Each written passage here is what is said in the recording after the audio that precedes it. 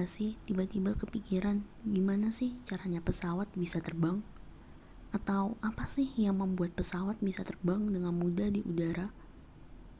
Padahal kalau dipikir-pikir dengan bentuk pesawat yang sebesar itu kan tidak mungkin bisa terbang dengan mudah seperti itu. Lalu apa sih yang membuat pesawat bisa terbang?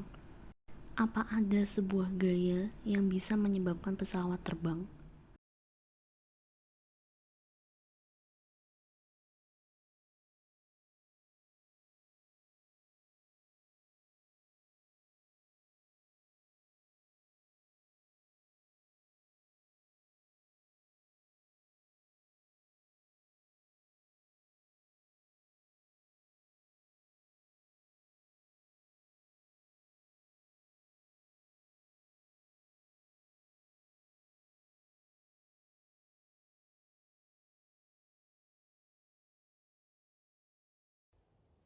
Aku Siana dari SMA Stella Duce 1 dari kelas 11 MIPA 3 nomor absen 28.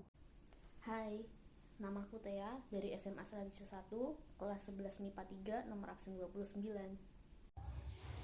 Halo, nama saya Natasha Christine, 11 MIPA 3 absen 27 dari SMA Stella Duce 1. Halo, saya Angger, saya dari JB 11 MIPA 3 presensi 12. Perkenalkan, nama saya Raymond Agung Raditya dari JB 11 MIPA 3 absen 26. Apa itu gaya angkat sayap pesawat? Pesawat bisa terbang bebas di udara diakibatkan oleh sebuah teknologi yang dinamakan airfoil technology, di mana airfoil adalah sebuah penampang melintang yang ada pada bagian pesawat, yang memiliki bentuk lengkung pada bagian atasnya dan lurus pada bagian bawahnya. Bentuk melengkung inilah yang menyebabkan udara mengalir ke arah bawah dan menyebabkan pesawat bergerak ke atas. Mengapa begitu? Karena bentuk melengkung ini juga berkaitan dengan keberadaan hukum Newton yang ketiga, di mana F aksi sama dengan F reaksi, yang di mana hal tersebut bisa diartikan sebagai berikut. Apabila ada tekanan udara yang melewati bagian atas sayap dan mengalir ke bawah atau mendorong ke arah bawah, maka akan menghasilkan reaksi ke atas. Hal tersebutlah yang akan menghasilkan gaya yang berbanding terbalik dengan besar yang sama besarnya dengan gaya ke bawah tadi dan membuat pesawat mampu terbang atau terangkat ke atas. Lalu arah udara yang datang nanti akan datang secara sejajar. Namun saat mengenai airfoil ini, arah udara itu akan terbagi menjadi dua bagian. Bagian yang pertama adalah bagian nantinya akan melewati bagian atas, dan yang kedua melewati bagian bawah. Keduanya akan memiliki waktu tempuh yang sama besarnya, dan hal tersebut diakibatkan oleh bentuk dari airfoil juga. Jika bentuknya terlalu melengkung, maka akan memiliki waktu tempuh yang berbeda dan menyebabkan pesawat tidak akan bisa terbang. Dengan konsep tersebut, hasilnya adalah bagian bawah airfoil memiliki tekanan yang lebih besar daripada bagian atasnya. Gaya angkat timbul akibat perbedaan tekanan dan mengakibatkan pesawat bisa terbang di udara.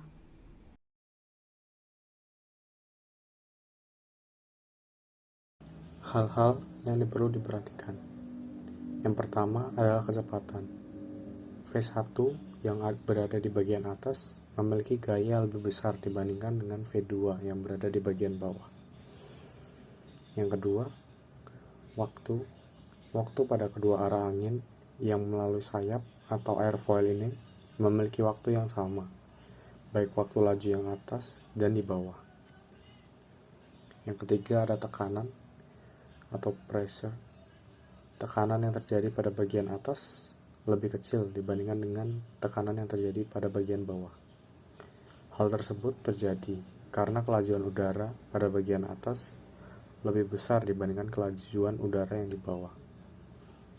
Sehingga semuanya itu akan dirumuskan ke dalam hukum Bernoulli yang berbunyi P2 min P1 itu sama dengan setengah rho luas penampang dikali dengan dalam kurung V1 kuadrat dikurangi V2 kuadrat.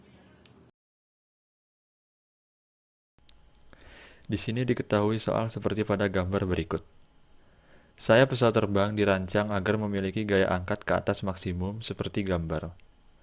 Jika V adalah kecepatan aliran udara dan P adalah tekanan udara, maka sesuai dengan azas Bernoulli, rancangan tersebut dibuat agar ...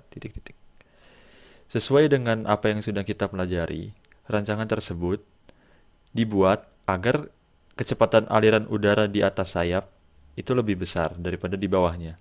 Dan tekanan udara di bawah sayap pesawat lebih besar daripada di atasnya. Jadi menurut apa yang sudah kita pelajari itu, maka jawaban yang benar adalah B.